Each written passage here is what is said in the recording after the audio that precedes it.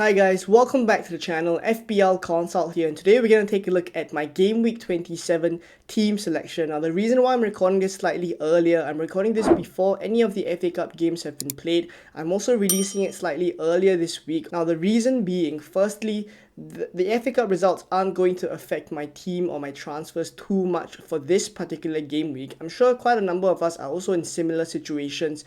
A lot of our players actually have good fixtures, so there is already a benching headache as it stands. And then I also want to focus the rest of the videos for Thursday and Friday on things that would be useful for you guys. So obviously by the time Thursday and Friday come around, we would know how the FA Cup 5th round has turned out. We would therefore know the finalized Game Week 29 blank game week, as well as potentially how the Game Week 34 and 37 doubles are going to fall. So that will be a lot of information that has to be covered on Thursday and Friday. So let's get my team out of the way quickly in this video, which isn't going to change too much. It's just about how I line my players up as well. So covering Game Week 26 very quickly first before we go into Game Week 27. I landed on a small red arrow this week, which to be fair, I was actually expecting a lot more because I did not take a hit in this blank game week 26, and I also had the option to bring in one player for Diogo Jota, which was Hwang Hee-chan against Sheffield. So I was expecting a lot, and I also had two Brentford players against West Ham who was looking like they were going to concede a lot as well.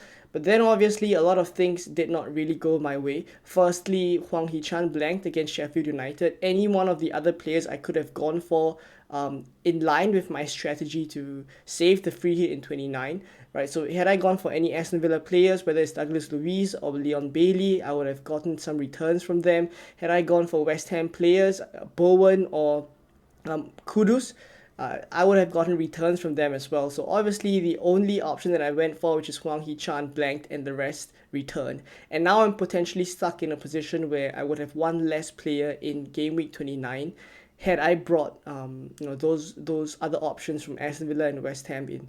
Right, so not a great outcome. Hopefully in Game Week 28, which is probably when I'll next have Hwang Hee-chan in my starting 11, hopefully he returns. But if not, I'm quite a number of points down on that 50-50 already. And then for other players that kind of disappointed this game week, Reguilon and Ivan Toney, I was expecting them to at least get something against West Ham, who were looking very leaky going into Game Week 26. But obviously, they won 4-2, Jarrod Bowen coming off with a 20-pointer. So for those of you guys who held your patience with him, you guys were duly repaid. So you deserved all the points that Jarrod Bowen got. 20 points in Game Week 26. Massive score for him there. And then, of course, for the rest of my defenders, they did not do very well. Walker did not even play against Bournemouth, so that did not go to plan as well, because had he started, he would have gotten 6 points for the clean sheet against Bournemouth. Charlie Taylor did not manage to keep a clean sheet against Crystal Palace. Regular with a -1 point, and Areola as well not keeping a clean sheet. For the rest of my attackers, aside from Hwang and Toney, they have actually been returning very consistently, so I'm quite pleased with that. Foden and Haaland, Foden coming off with a goal, Haaland with an assist. I expected more from Haaland, but not going to complain too much because the other captaincy options for Game Week 26, Saka and Watkins, did not outscore him by too much. And then for Pascal Gross, he's been ticking along very, very nicely, getting, mopping up bonus points every single week when he gets a return. So again, another assist for him, and then 2 bonus points as well. So this is how I did for Game Week 26. Hopefully, for the next few game weeks, I'll be able to push into the top 50k, which is the aim for the season, and then stay in that range, which is where we want to end the season as well. So let's take a look at my Game Week 27 team and how I'm likely to line up. So for Game Week 27, this is very likely how my team is going to look like. I'm 99% sure I'm going to roll the transfer if I'm able to, which is barring any major injuries to my players in the FA Cup. But if not, this is likely how I'm going to look like. It's Areola in goal over Dubravka. Now, Dubravka obviously was ill in Game Week 26. I do expect him to be back in Game Week 27. But with the way that, Newcastle are defending at the moment, I do think they will concede against Wolves, which then again begs the question whether I should try to fit Hwang Hee-chan into my team, but that's a discussion for later on. In Game Week 27, I'm probably going to start Areola, who has Everton away, and given West Ham are kind of turning a corner right now, hopefully their performances will also enable them to keep some clean sheets, hopefully against Everton away, right? And then in defense, there's Reguilon, Virgil van Dijk, and Kyle Walker. I'm pretty happy with Van Dijk and Walker. Both of them would be slight differentials here, but Reguilon is a slight concern because Brentford have been defending very poorly, and Reguilon's attacking threat has come down a little bit since I brought him in. But hopefully against Chelsea, he's able to get something, because I don't think I would be wanting to start Charlie Taylor. The only other defender that I would want to start in his place is Ezri Konsa, who has Luton away, but that obviously is subject to whether he is available, which we may get some update from Unai Emery before the Game Week 27 deadline. If Konsa is fit to start, I could start him ahead of Reguilon. I actually do think the chances of a clean sheet there is slightly better. And then in midfield, it's Cole Palmer, Phil Foden, Pascal Gross, and Bukayo Saka.